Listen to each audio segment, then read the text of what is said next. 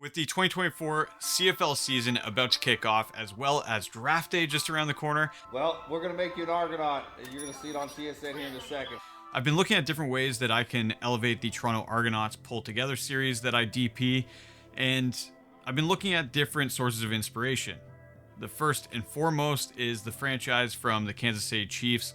They've done this epic doc series, and I mean, they've got $2 to $5 million in my guesstimation budget with a full production crew to make it happen. And so in today's video, I'm going to be looking at the lensing, camera package, and lighting packages that will help me give the series a bit more of a look and a style this season. Let's go to the gear cage.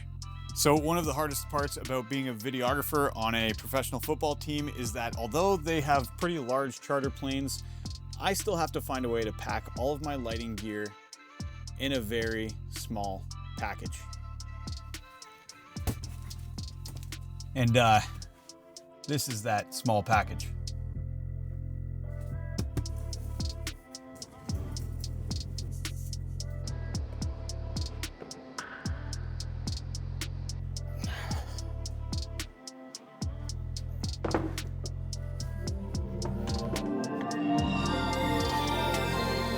This is everything that I bring with me when I travel with the Toronto Argonauts. Let's turn the lights on and dive in. All right, well, now that the box is open, let's take a look inside. And our effect lights that were used in the last shot are the Aperture MT Pros. And this is the type of shot that these lights are great for, where you just need something small to get inside somewhere that a bigger light may not fit, but still has a fairly soft source for the size that it is. It's also an RGB WW light. It's got magnets on the backside, so if you have a steel container that you can magnetize it to, works great for that. But it also has a 1/4-20 thread here, as well as on the bottom. So if you have a spigot or anything like that, you can mount it to a C-stand, light stand, anything like that. I actually keep a spigot within the case that the MT Pro came in. Keep that in there, and you can always mount it to anything. It also comes with a cute little tripod, and this guy can rotate around. You can flex it to different angles and things like that. It's got a little locking collar, so you can loosen that off and get those different angles where you may want the light. It's got lighting effects built in. Aperture has it across a lot of their products. I won't really dive into that, but it also has the grid that comes in the case as well. So if you don't want your light to spill quite as much, you've got your grid right there, and that works great to, again, just stop that extra spill of light because it is a fairly soft source. Soft sources like to kind of spill all over the place, and that controls it. And that is the Aperture MT Pros I keep in this kit. Again, it's just great to have when you need to hide a little light or add a pop of color somewhere in the background. You can get that really easily.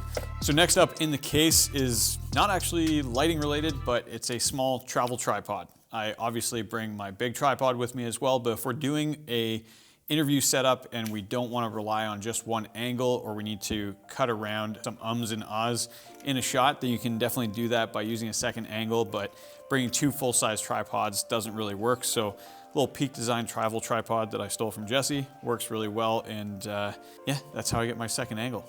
Next up in the kit is something that gets overlooked quite often, and that is how you're going to power everything. So a lot of these are battery powered, and you need to charge them up one way or another. You're in a hotel room, you're lacking outlets and ports to actually plug into. So what are you going to do? You can have a million blocks and cube taps, do that, or since everything's charged with USB-C now, you get yourself something like this. This is the Satechi 125 watt power port, power station. I don't know. It's got 4 125 watt outputs for USB-C, which is, again, how everything's charged here. This needs to plug into the wall, but then you can charge your laptop, your iPad, your phone, your lights. Everything can charge off of this guy, and it just minimizes the amount of outlets that you're taking up with gear. So inside this little GoPro case is where I keep all of the USB-C cables I need for it, as well as the power cord and that tower right there, and that's how I charge all of these lights within this kit. This one's kind of expensive for what it is. I think it was around $140, but again, being able to charge everything at once very quickly is crucial when you're on a shoot, and we're only on the road for a day or two, so this works really well. Next up in the bag of goodies, let's pull out another pocket light, the MC Pro. These lights have been out for a long time now. This little rectangular light has magnets on it, so you can magnetize it to a roof. If it's steel, again, shipping containers work really well. It's got a 1/4-20 on the bottom of it, and you can just gaff tape it anywhere you need to. A lot of times just use these as little accent pot lights, and they work great for that. They've got the effect modes. This goes from a 3200 Kelvin all the way up to, I believe, a 10,000 Kelvin color temperature, as well as RGB WW. Great little light. Comes with a softbox in this little case, and this guy comes with me as well. So we've gone through some of the practical lights, the power distro, and the tripod that I bring with me. These lights are brand new to me. These are the Amaran PT2Cs, and I think I'll probably do a more in-depth video of these guys at some point. There's plenty of them out there because they've been out for a bit now, but like I said, new to me, and they're pretty sweet. So again, internal battery power for these ones. These are 2-foot tubes. And these ones I got because the MT Pros are great, but they don't wrap quite as well, and they're not gonna be quite as soft because it's not as big of a light source. So if I want a nice soft backlight, which is what I'm looking for in these interview setups, these guys are great to have to just hang it just out of frame, and it works really well there. So these ones, again, are RGB WW. They're pixel chasing. They have tons of effects built in. They're controllable with the Sidus Link app, as are all of the lights that I have in this kit. And for the size, they just pack such a great punch. They also come with some really great accessories. The ones that I'll be using most are these guys right here. So these are magnetized clamps. So again, you can stick it onto a roof or onto a wall that's steel. You can also use the 3/8 thread to mount a spigot, put it onto a C-stand. That's probably how I'll be using it. Just to boom that out over a subject. Again, give them a nice wrap of light. And these guys are pretty solid to have. They also come with, obviously, charging cables, and then they come with DMX Control XLRs. I believe that's what they're for. And then they come with little kickstands as well, so that you can stand them upright and use them as a practical in the scene as well. But these are just gonna be great little lights to, again, use as a bit of a backlight or a fill if we need to, where we can just have it just off frame, and they're light enough that you can boom in with a grip arm. You don't need something like a junior boom that's holding my top-down camera right now. So sweet little addition to the kit. I'm pretty stoked on those. PT2C production kit, and this comes with 2 lights, 2 kickstands, 4 mounting brackets. They're magnets, and all the other goodies that come with the single case, but it comes with 2. And it sits perfectly in this 1615 Air case. Next up, I've got a cord bag. This is the largest size, and this is holding the power cable, grid, and diffusion for my Amaran F22C. You've got the mounting bracket, control box. This is probably the heaviest thing in this kit. Again, this is RGB WW. You get all of the different lighting effects once again. This is your frame, and then your light mat inside. And that is all of the lights that I'll be traveling with this season that, again, they fit inside this Pelican 1615 Air case. I think it's 1615. Yeah, 1615 Air case. The only things that won't fit in there are the light stands. They will have to go into a separate case, but that shouldn't be too much of an issue. I just got a travel case for the light stands. We're just trying to up that production quality for a more of a cinematic looking interview, something that just piques the interest of the viewer a little bit more when they're having to watch a talking head to go along with all the B-roll that we'll be getting throughout the season. And I'm hyped on it. This is like the dream travel setup right here. Now, obviously, this isn't an ideal location to interview a football player. It doesn't look like a nice hotel room. And even when you get a nice hotel room, the lighting usually sucks. So how do we make that look better? Well, I'm gonna show you how we're gonna do that with just 2 lights and camera package. Now, the lenses are a little different than you might expect, and I'm gonna go grab the camera package so that you can get a sense of what we're doing. This is the Sony FX6, and this is the camera that I've been shooting pulled together on for the last couple of years.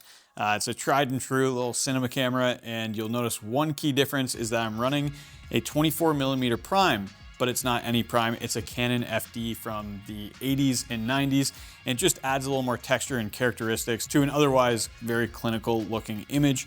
And you'll also notice that I have a 58 to 82mm filter thread on the front, and that's because Any of the interviews that we'll shoot this year for Pull Together, we'll be shooting on these lenses with a 1/4 glimmer glass. And I found that combination just gave a really nice filmic look without being too aggressive in blowing out highlights with crazy halation that the Black Pro Mists give. And the chromatic aberrations that the FD give are actually kind of nice. Again, they just add a little more texture to the image. And I've done a little bit of testing, but we're gonna do a little more right now. So let's go set up our travel interview setup. Okay, so I've gone ahead and set up the lights already halfway there. We've got the tube light, which will be Dave's hair light, and we've got a key, which is the F22C. And this dank smelling basement is gonna be our stand-in for what a hotel room would look like. There's not too much that we wanna show behind Dave. So we're just gonna go for that drive to survive, nothing in the background, darkness kind of look, so that you can keep a consistent look throughout the season, or I can keep a consistent look throughout the season this year. And then for our main camera, I have the FX6 with the 24mm FD lens with a glimmer glass on the front.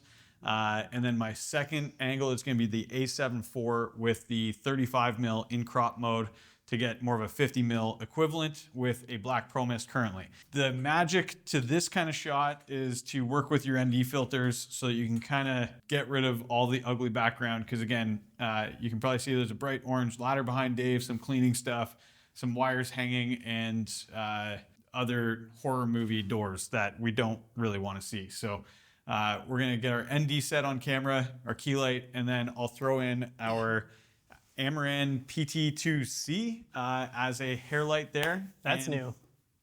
It's a new fun light. Again, for the sake of staying light on this shoot, I'm only using I'm not using C stands, I'm using light stands, which normally isn't recommended. You should sandbag it whenever you can, but in situations where you're traveling, you don't want extra weight. So make sure it's over the leg so it's not gonna tip over on you, because as soon as I move this over this way and let go, it can just start going very easily. So get it over the leg, over Dave's head, hope it doesn't fall on it. Yeah. And hopefully they can see you. Yeah, that too. All right. And we're gonna spark up the key light. Oh boy. I kind of gave you some warning. You said the word spark. So in our key light, we have got as close to the camera as possible, because this is a pretty moody look. So because we won't have any bounce going back on Dave, we don't want to go super sidey on him, so that we have some definition on his far side as well for our B camera. Now in a hotel, it's definitely not going to be this dark and moody, but this is kind of what we have to work with right now. And I think we should have a decent starting frame. How are you looking, Dave? You see yourself. I don't see you.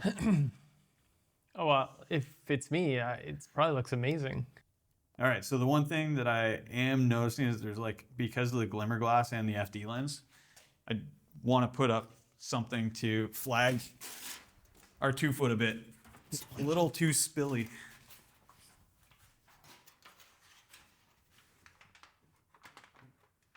Just keep that there. Nice. Let's see. Cinefoil. Here's the myth about cinefoil, is that it's expensive. But I've had the same box since 2012. So That's true. so for $40 for I don't know, what is that, 14 years or something? Yeah. 12 years? It's not bad. And so that's essentially our away look. Away games, everything packs into that little Pelican case minus the 2 light stands and our grip arm. And now, Dave, tell us about your latest injury and how hard it's going to get back to into the game. It's been quite a journey. All the rehabilitation, and I couldn't have done it without the support of my fans. And I'm just so proud to be an Argo, and that I can live in a place this beautiful here in my house, my home. Thank you for joining me here. Thank you for supporting me through the years. And here we go, Grey Cup 2024. So much like our other shot, we still have our A cam and B cam set up, but we have everything backed off quite a bit more. And to do that while keeping the frame kind of clean, in this scenario, I ran out of width, but in our actual shots, I'll hopefully be able to boom all the C-stands out of the way so you don't see them at all. We've got a 2K boom that is running the F22C just up and out of the way there. And then our second shot is Dave's junior boom with a Cardellini just holding on to the camera so we can get a bit more of that profile view again. And again, this will not be the final lens. We're going to be looking at the Canon FD 50mm with glimmer glass. Right now it's the 35 that we'll crop in on with a black pro mist. And we have the same hair and backlight, which is our T2C. Dave. Yes. How is your season with the Argos going in this later half of the season? Am I talking to you? You're talking directly to there. The season's going great. I really see it as my job to throw the ball, and then once it's left my hands, it's out of my control. So I usually leave after that, and I come back once the receiver has either received or failed miserably. Yeah, I got promoted. And I'm working my way up the ladder. You know, one day I hope to be a head ball wrangler. Like every young boy dreams. So building a style guide is super important to take to your client or your producer to kind of explain what you're trying to do in your shots, whether it's an interview like this or just whether you're going to be shooting handheld on a gimbal, whatever. Just have a way to communicate why you want to shoot your subject the way that you're going to shoot it, because then it gives them a clear picture, instills trust in you, and they know that you know what you're doing. So for this specific one, we knew, again, we just wanted to build a bit more of a look this year because we didn't really have interviews in the past seasons of Pull Together. And that's what we're trying to do now. And that's what this is all about right now. So I'm trying to build my own look for a series. I'm taking it to the producers and directors of the show and hopefully making a better season of Pull Together. So if you like this video, you can subscribe. Thanks. Like and subscribe. What is wrong with you if you won't do that for my friend?